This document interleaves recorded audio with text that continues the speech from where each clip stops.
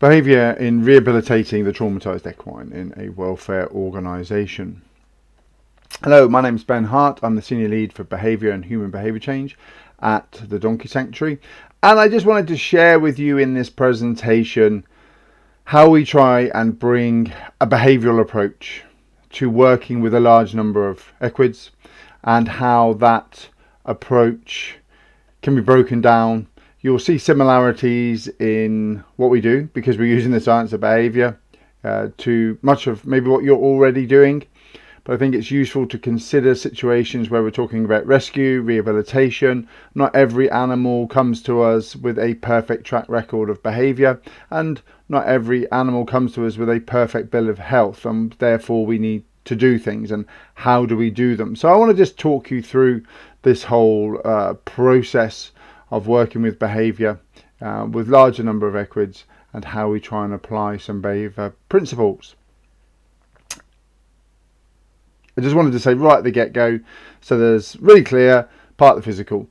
Absolutely, the first thing about behaviour, as you'll know, is to make sure we get rid of any physical causes of behaviour and remove pain from the behavioural equation. However, that is one of the challenges. We have animals come in that clearly have medical conditions, that clearly have some sort of pain that we need to treat, but they're unhandled. They may be traumatized. They may have had no handling at all. So we are already starting from a point of we want to make sure we get rid of pain to be able to work with behavior, but sometimes we're forced into situations where animals are in pain that we have to work with. But generally, that is the principle I just wanted to sort of share. I'm not going to talk lots about pain and how we get rid of it and those things.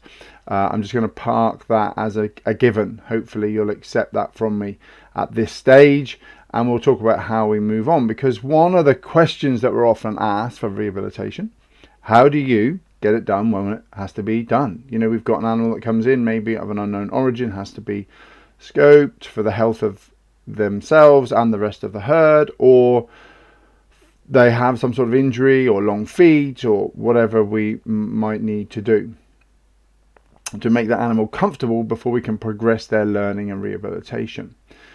So perhaps, though we're asking the wrong question, it's often, how do I get it done?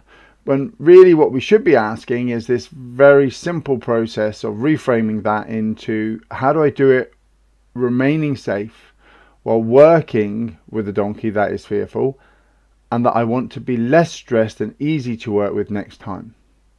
That ultimately, to me, is immediately frames everything that we do in rescue and rehabilitation into more of a long-term approach. It's not just about this engagement, and we'll talk about how we get that into the process of behaviour and rehabilitation.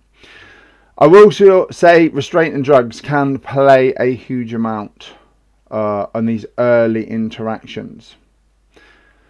We need to get an animal restrained, and perhaps we need to use some form of chemical restraint to be able to do that, because we don't have 6 months to do the training, 3 months to do the training, or even a month to do the training in many cases, to get them to a point where they can stand quietly to have a sedation or have a treatment.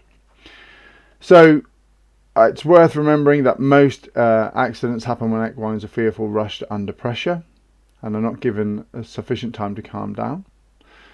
They work out in an equestrian vet's lifetime, they'll generally, the average is about 8 serious injuries requiring some sort of time off work. And that's because I think we are coming at it from a very old place, where it is about just holding on, it's getting it done, as opposed to taking a more collaborative approach, a more of a long-term, how is this going to be next time if we do it wrong this time? And we'll work through that and the elements that I think will help us to avoid that as well.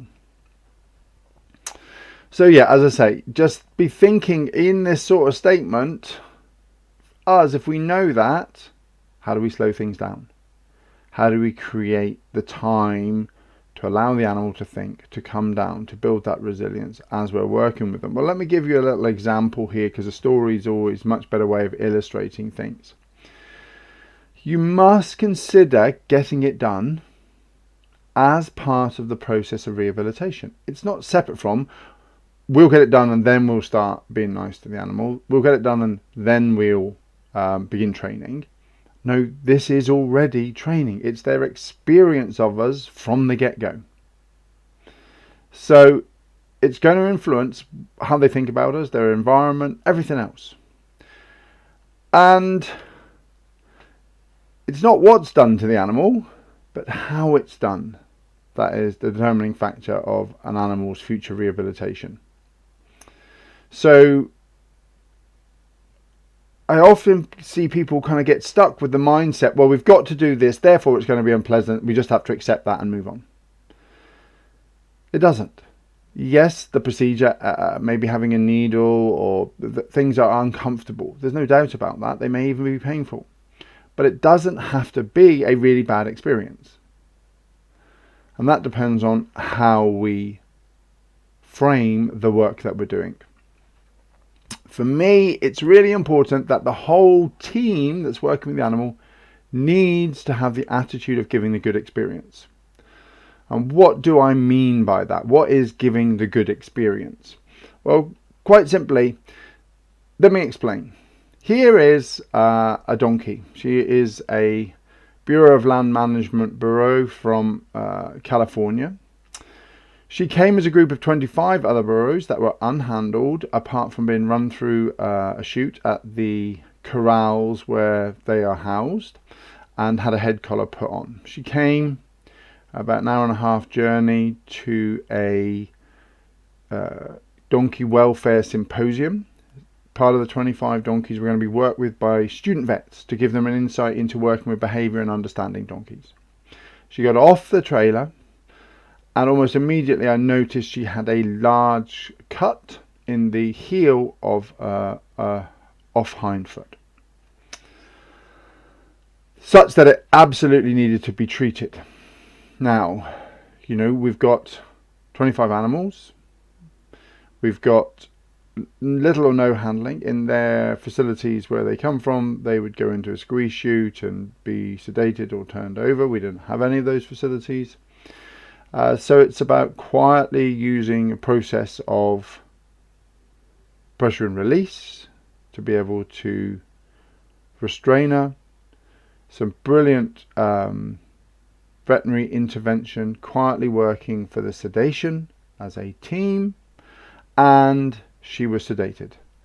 And as you can see here, the work was then done to treat that cut. Nothing unusual there. What is unusual is that treatment had to be repeated twice more. However, during the week in the work with the vet students here, actually Agatha, as she became known, came the furthest of all of the burros that were presented for training in that week. So even though we'd had to hold her, restrain her, IV injection,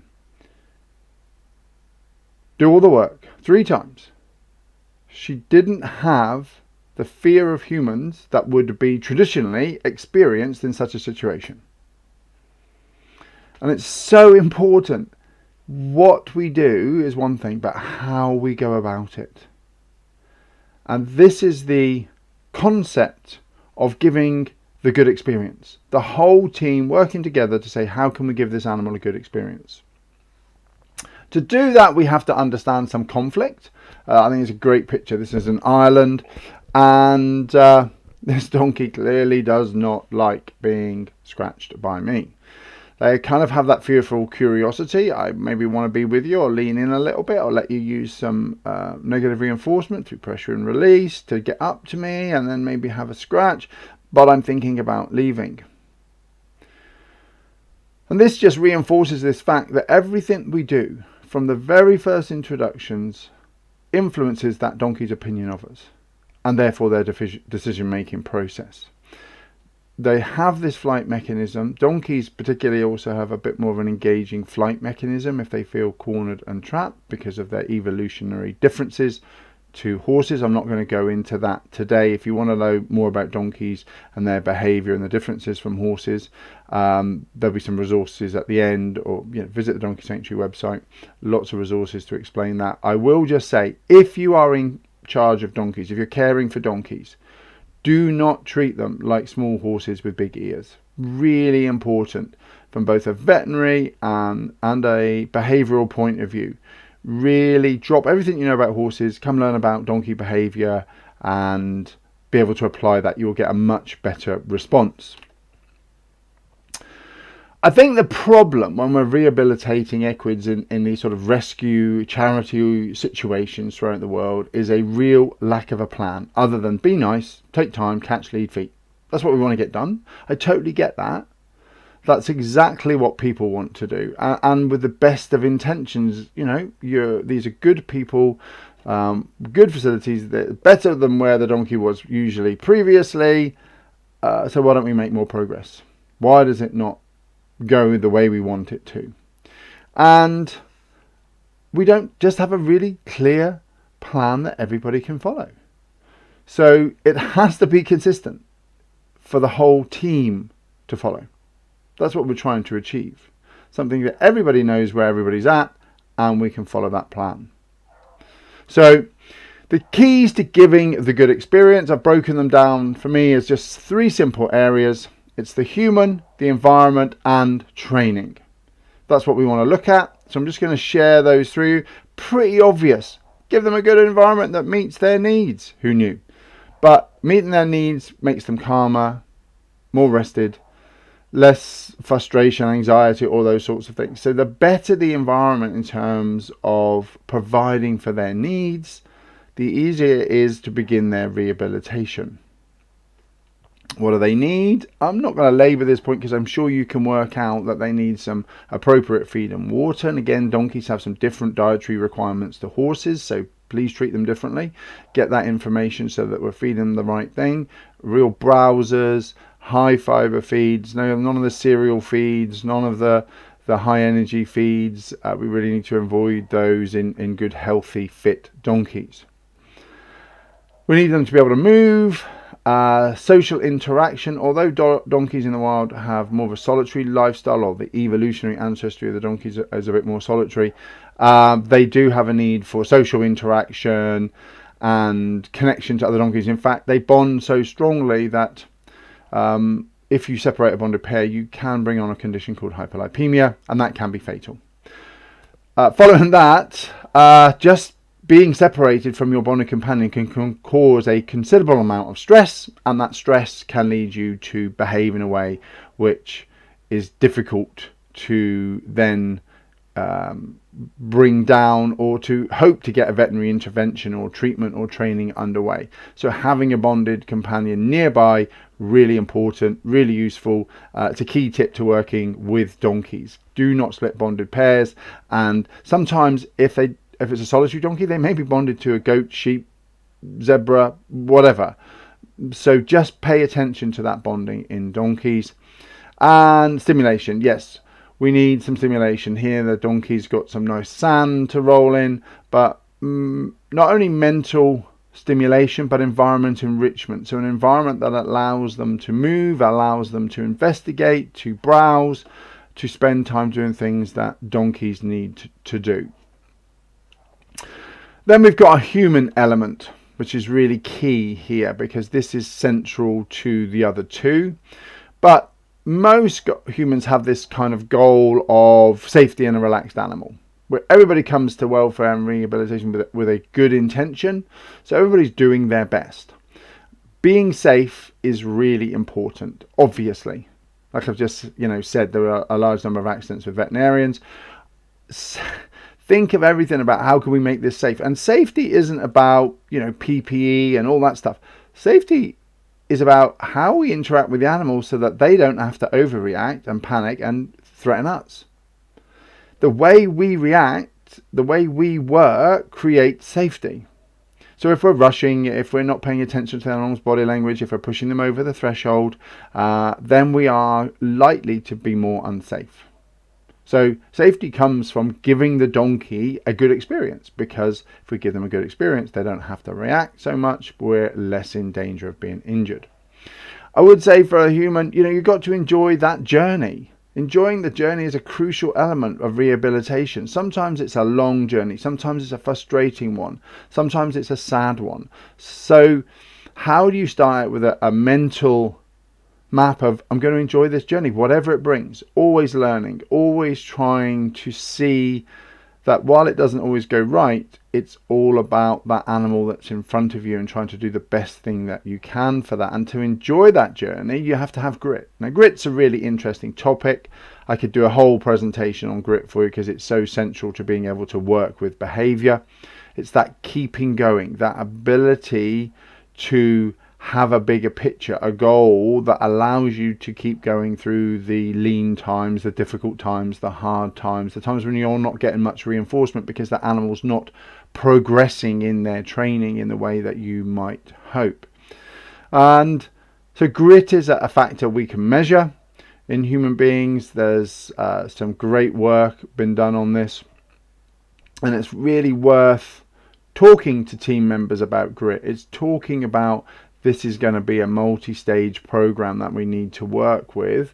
We've got to enjoy it, but we've got to stick at it. Quite often I find people get to a certain point and it isn't being rewarding, it isn't rewarding enough. They feel frustrated, they can't make that breakthrough, and they maybe give up, or they change too early rather than just keeping going. So grit's an important factor for humans that are working in rehabilitation and rehoming. Having everyone be consistent. Now, if you've got a donkey at home, if you've got any equid and you're just working with them yourselves, it's not such a challenge. But in a welfare organisation, what you tend to find is that you've got lots of people working with the animals. And they're all doing roughly the same thing, but not roughly enough. In terms of, it's not consistent.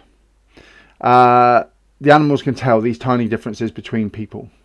And if you have everybody trying to push the animals' comfort zones and come in at the same level, inevitably it leads to a problem. We always advocate for a lead trainer, somebody who is responsible for that animal, and then other caregivers, grooms, handlers come in at a lower part of the shaping plan if they're interacting with that animal. So we get some generalization, but we don't cause confusion by everybody trying to push those animals' comfort zones and teach them new things, but all slightly differently. Really important in the welfare organisation where you've got multiple carers for an animal. It's all the best of intentions, but it causes lots of confusion if you don't do it that way. And then have realistic expectations, whatever that is for your organisation. It's very easy to think, oh, well, you can only do so much. I've never ceased to be amazed by how far equids can rehabilitate themselves. They have this incredible ability to do that. So in each situation, we're kind of realistic, but our expectations are that this animal can go as far as we want them to go, because that's the nature of their learning. And I've seen amazing turnarounds from animals that are terrified and untouchable to animals that love human interaction and will do anything to work with people.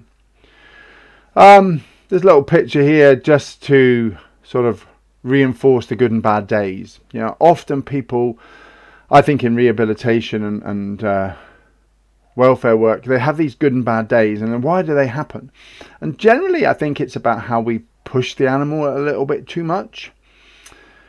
I have what we call a 5 and 25 minute rule.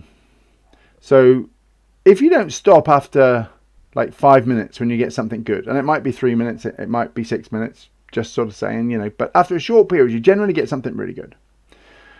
In the equestrian world, there's a tendency to keep going. Let's repeat it, let's try it again, let's do that. Now when we use the science of behaviour, we know that actually stop early, that was great, finish, go home, come back later.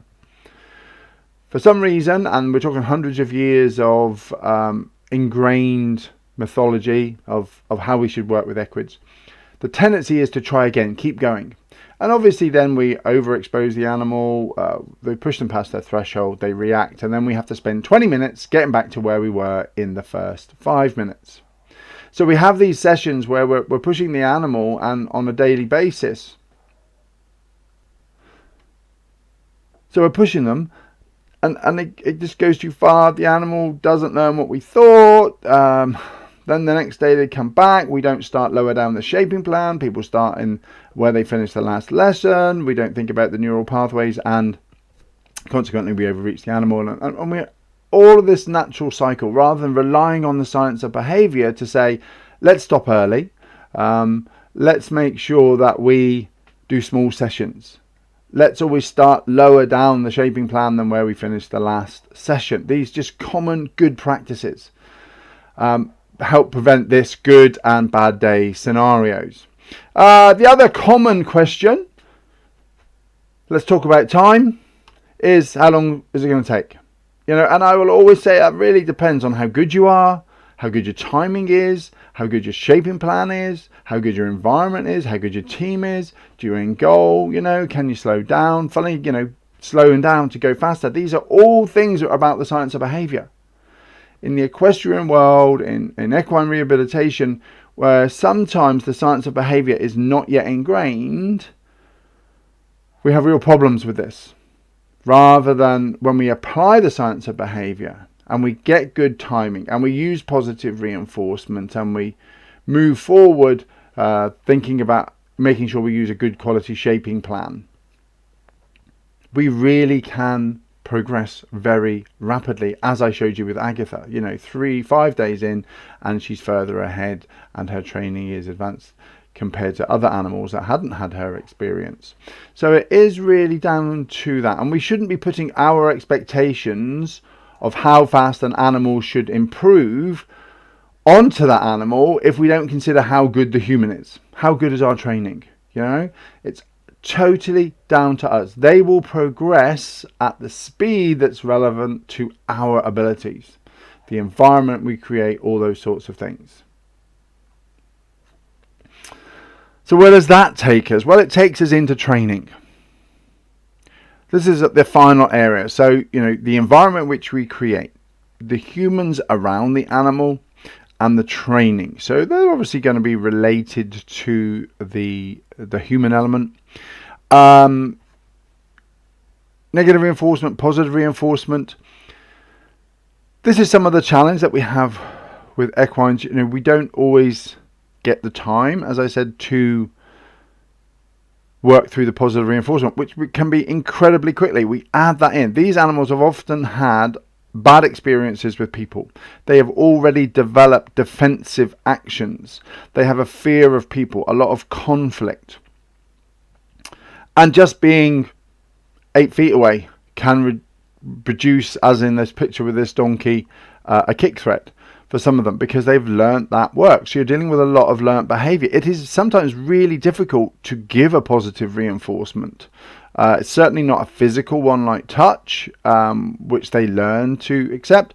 Yes, we can throw bits of fruit and carrot from a distance. Donkeys have the amazing ability to kind of learn on their terms. So as long as you stay over there, you're quite happy to throw me bits of carrot. But if you want to come any closer, that's a different matter, because of this fear, this ingrained problem. So sometimes we have to use the negative reinforcement, that little bit of pressure of our body language very carefully. We shape that behavior from a distance and release that pressure for behaviors like standing still, until we can get up to them and maybe offer more positive reinforcement, or we can offer a positive reinforcement through scratches and they can learn about that. For individuals that maybe don't have that history of negative experience with humans, we might go straight to positive reinforcement and trying to use either food, clicker training in conjunction with our timing and negative reinforcement to be able to get that to work nicely for us.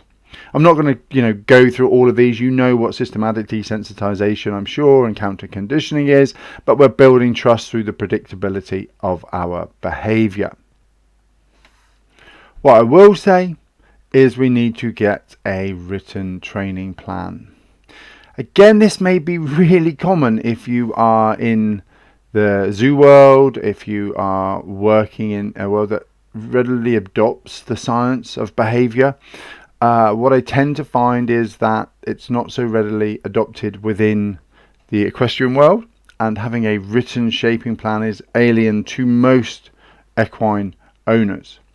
It is obviously crucial, I really do mean it, that a written shaping plan gives you so many benefits that everybody's aware of if you're at all involved in the science of behaviour. So again, I'm going to avoid teaching you how to suck eggs here about the importance of a shaping plan. For us with equines, it's going to be multiple shaping plans. Being touched, yielding to pressure, catching, leading, all those sorts of things are important for us to work through. Vet prep, loading, it just goes on, and all of those are shaping plans which we might use. So yeah, here we have, I would just say to people, you've got 4 or 5 plans, you've got this number of steps in each plan. How are you going to keep them all in your head? How are you going to be consistent? How are you going to get your team to be consistent? Knowing where everything is, it does give you some feedback for that, enjoying the journey and the grit and ticking things off. But it's so important to be able to get that consistency of approach across the board. And then they're tiny steps. I think a really good shaping plan shows steps that most people probably take for granted, but it does allow us to really observe the animals' comfort zones, avoid pushing them beyond their threshold wherever we can, and we can make tremendous progress using the shaping plan process. So that's a whistle-stop tour of the kind of approach. It's a tremendous experience if you want to enjoy the journey and you have the grit to complete it. There are a lot of challenges, so many individual animals that are coming in with unique circumstances. There is an infinite number of different histories, characters, reinforcement histories, all sorts of things that come in that determine each one is unique, and you have to be able to look forward to that individual learning opportunity, which just when you think you're getting somewhere, a new opportunity to learn something new comes up.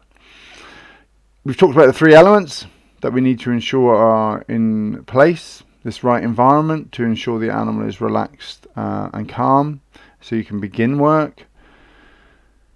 The relaxed, calm human being is not rushing, consistent in behaviour throughout the training experience. I just can't emphasize enough, that is the key element. If I was going to pick one, if you can get your team all working in the same way, communicating, applying the science of behavior, even when we have to get it done, can make tremendous inroads, especially with the flight animal like equids really are. So number 3, the ability to train behavior correctly throughout the use of positive reinforcement, desensitization, counter conditioning. But you need a written plan to ensure the steps are small enough, in the right order, and allow the animal to develop their skills. You know that. But it's just trying to get it into the equine world. It's bringing that into a new area where maybe it's not something that we always do or have done historically, but it's becoming more common, hopefully. There's no shortcut to rehabilitation. But what my experience does tell me, if we get these things right, they become the magic bullet. The ability for the donkey to rehabilitate themselves is phenomenal if we can do the right things and apply these simple principles to working with behaviour. And if you want more links, you want more information, here's an online introduction to donkey behavior resource. There's the web address, or if you happen to be watching this and you can point your phone at the QR code, it should hopefully take you to that page very quickly. You can pause this video, I guess, if you're watching it in the future, and just do that. We also have some resources around enrichment. So we talked about what does the environment need. So either search for Donkey Enrichment Page Tiger. That's the software that we use to build it. Or there's the QR code. If you're a veterinary surgeon, if you are a vet that's working with equine behaviour and you would like to apply more behavioural principles to your work, then please, there's a Page Tiger document here for that on veterinary behaviour. Follow that web address, or again use the QR code here to take you straight there, and you can explore the concepts of how we use all of these things in veterinary practice. Finally, if you want to know more about donkey behaviour, you can do some things like go to the Donkey Academy, so Donkey Sanctuary website, have a look at the Donkey Academy button there. There's a QR code. Really use that, because there's a massive amount of information there for professionals and for owners, handlers who want to learn more about donkey dentistry, clinical examination, feet, farrier, behaviour, all those things. Caring for your donkey. The Donkey Sanctuary website has a whole list of webinars you can have a look at. There's an amazing amount of resources there for you to use and to share with other people on behaviour. I'm always happy that if you would like to get in touch because you've got particular questions, you can email me equine.behaviour at thedonkeysanctuary.org.uk, and we'd be delighted to try and give you any support that we can. Thank you for listening. I hope it's been a useful thought process if you are working with equines. If it is something that you're not working with equines and you're in the veterinary world and the zoo world, then I hope you've been able to see some similarities of where we're trying to take the equine world and our help for equids. Thank you very much, and I look forward to hearing from you.